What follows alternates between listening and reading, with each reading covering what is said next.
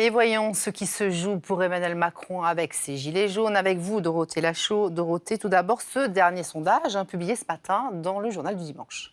Effectivement, dans le JDD, Muriel, et la cote de popularité d'Emmanuel Macron, vous l'avez dit, plonge. Seuls 23% d'opinion favorable. C'est 2 points de moins qu'en novembre dernier. Alors, pour vous donner quelques éléments de comparaison, Muriel, à la même époque, pendant son mandat, François Hollande, lui, était à 22%.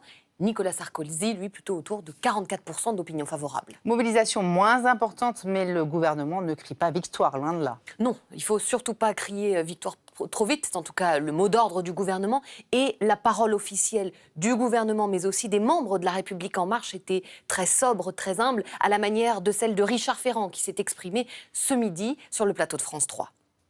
Ce n'est pas un match. Il ne s'agit pas que des Français se sentent vainqueurs ou vaincus. Ce qu'il nous faut, c'est à la fois prendre acte de ce qui a été porté, mettre en œuvre ce que le président de la République a pris comme engagement et qui a apaisé les Gilets jaunes. Donc l'objectif pour le gouvernement aujourd'hui, c'est d'agir le plus vite possible, de tenter de faire passer au Parlement le plus de mesures qui ont été annoncées, si possible avant Noël, notamment la hausse de 100 € du SMIC, puisque l'opposition le martèle, Muriel, il ne faudrait pas sous-estimer la colère, la douleur des Français. On va écouter à ce sujet Jean-Luc Mélenchon. Quand des gens qui sont dans des logiques de survie se mettent à aller dans la rue, c'est que la rue devient une logique de survie. Et il faudrait que tout le monde entende ce message. Alors des mesures et une grande consultation nationale, Dorothée.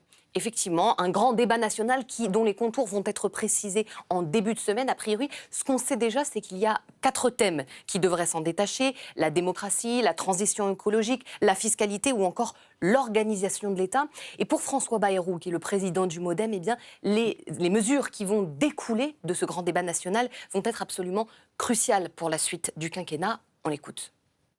La réalisation concrète de ce qui a été promis par le président de la République est un élément de jugement. D'accord. C'est à partir de ça qu'on verra. Si on l'a fait bien, on va changer l'avenir du pays. Si on l'a fait mal, on va faire naître des frustrations. En tout cas, l'Élysée est formel, le répète, c'est bien ce grand débat qui définira l'orientation à venir du quinquennat. Merci beaucoup, Dorothée. Merci.